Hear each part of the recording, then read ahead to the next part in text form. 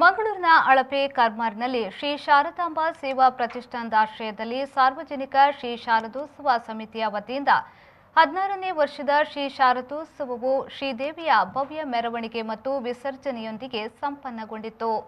ಮಂಗಳೂರಿನ ಅಳಪೆ ಕರ್ಮಾರ್ನಲ್ಲಿ ಕಳೆದ 15 ವರ್ಷಗಳಿಂದ ಸಾರ್ವಜನಿಕ ಶ್ರೀ ಶಾರದೋತ್ಸವ ಸಮಿತಿಯ ವತಿಯಿಂದ ಶ್ರೀ ಶಾರದೋತ್ಸವವು ಧಾರ್ಮಿಕ ಮತ್ತು ಸಾಂಸ್ಕೃತಿಕ ಕಾರ್ಯಕ್ರಮಗಳೊಂದಿಗೆ ವಿಜೃಂಭಣೆಯಿಂದ ನಡೆದುಕೊಂಡು ಬರುತ್ತಿದ್ದು, ಈ ವರ್ಷ ಸರ್ಕಾರದ ಕೋವಿಡ್ ಮಾರ್ಗಸೂಚಿಯನ್ನು ಪಾಲಿಸಿಕೊಂಡು ಸರಳವಾಗಿ ಆಚರಿಸಲಾಯಿತು.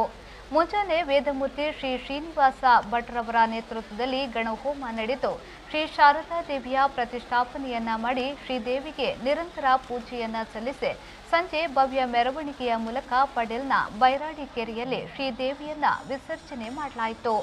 ಈ ಭವ್ಯ ಮೆರವಣಿಗೆಯಲ್ಲಿ ನೂರಾರು ಭಕ್ತರು ನೆರೆದು ಶ್ರೀದೇವಿಯ ಕೃಪೆಗೆ ಪಾತ್ರರಾದರು.